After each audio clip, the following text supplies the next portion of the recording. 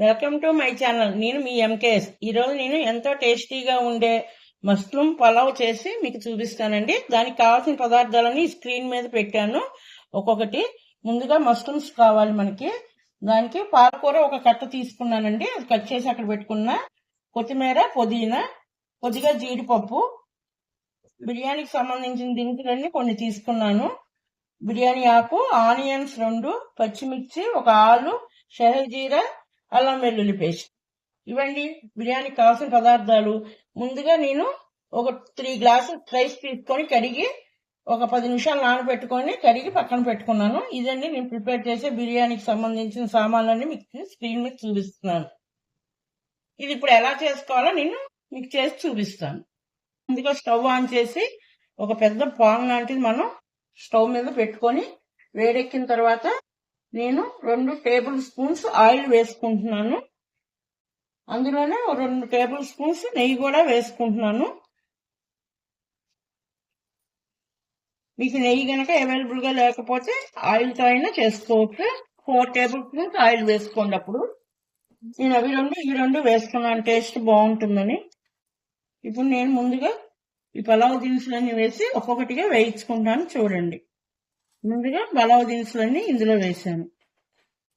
ఇది కొద్దిగా వేగినాయి ఫ్రెండ్స్. అందులో ఇప్పుడు నేను జీడిపప్పు కూడా వేసుకున్నాను. జీడిపప్పు వేగాలి కదా, అందుకని నెక్స్ట్ జీడిపప్పు వేసుకోవాలి. తర్వాత అల్లం వెల్లుల్లి పేస్ట్ కూడా వేసుకుంటున్నాను.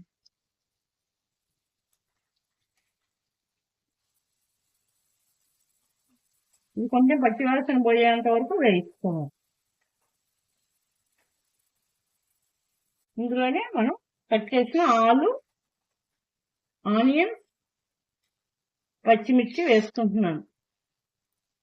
తర్వాత షాజీరా కూడా వేసుకోవాలి. తర్వాత బిర్యానీ ఆకు, తర్వాత మనం కట్ చేసి ఉంచిన మష్రూమ్స్ కూడా వేసేసుకోవాలి. ఇవన్నీ అటు ఇటు తిప్పుతూ కొంచెం మనకి ఫ్రై అయ్యేంత వరకు వేయించుకోవాలి. మసాలాలన్నీ, అల్లం వెల్లుల్లి అన్ని దీనికి ఫ్లేవర్స్ అన్ని పట్టాలి కదా, అందుకని కొంచెంసేపు ఒక 5 నిమిషాలు ఇలా వదిలేసి మనం వేయించుకుంటూ ఉండాలి. ఇదిగోండి, ఇప్పుడు ఇవన్నీ నాకు కొంచెం వేగిపోయినాయి చక్కగా బిర్యానీకి సంబంధించినవన్నీ. ఇప్పుడు ఇందులో నేను కొద్దిగా పసుపు, తగినంత సాల్ట్ కూడా యాడ్ చేసుకుంటున్నాను.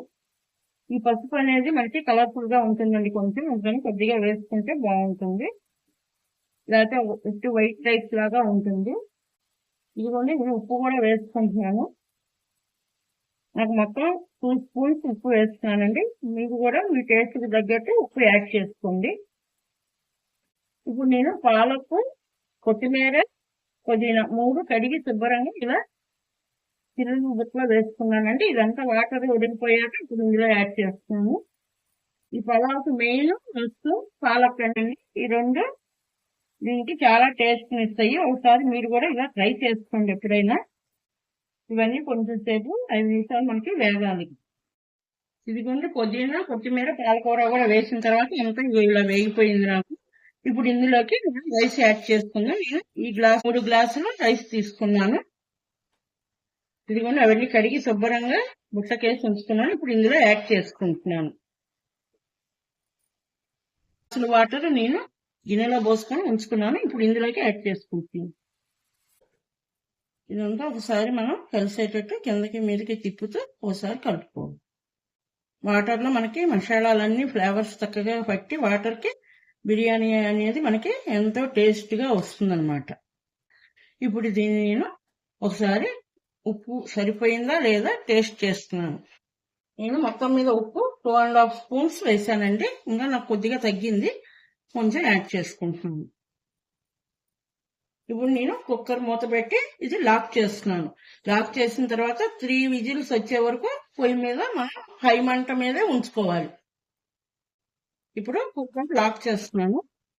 హాయ్ ఫ్రెండ్స్, ఇదిగో బిర్యానీ మొత్తం నాకు ఇప్పుడు ప్రిపేర్ అయిపోయింది. మూత తీసి చూద్దాం. వావ్, చాలా ఎమ్మీగా వచ్చింది కదా. చూడండి ఎంత బాగుందో. మష్రూమ్స్ అన్ని చక్కగా ఇందులో యాడ్ అయ్యి ఎంత బాగుందో బిర్యానీ. ఇది నేను మామూలు రైస్ తోనే చేశాను ఫ్రెండ్స్. చాలా బాగా వచ్చింది నాకైతే. చాలా బాగుంటుంది కూడా టేస్ట్. ఒకసారి చేశాను నేను. దీన్నంతా మనం ఒకసారి కిందకి మీదకి కలుపుకోవాలి. ఇది ఫ్రెండ్స్ బిర్యానీ ప్రిపేర్ అయిపోయింది. ఇందులోకి నేను పెరుగు చట్నీ చేసుకున్నాను. అలానే పన్నీర్ కర్రీ చేసుకున్నాను. కానీ పన్నీర్ కర్రీ పోస్ట్ చేయలేదు, కొంచెం టైం కుదరక. ఈసారి చేసి తప్పకుండా నేను ఇది కూడా మీకు పోస్ట్ చేస్తాను. ఎప్పుడైనా మీరు ప్రిపేర్ చేసుకుంటే ఇలా బిర్యానీని ప్రిపేర్ చేసుకొని తిని ఎలా ఉందో నా కామెంట్స్ లో తెలియచేయండి. నా ఛానల్ కనుక ఫస్ట్ టైం చూస్తుంటే సబ్స్క్రైబ్ చేసుకోండి. మీ ఫ్రెండ్స్కి కూడా షేర్ చేయండి, లైక్ చేయండి. Thank you friends.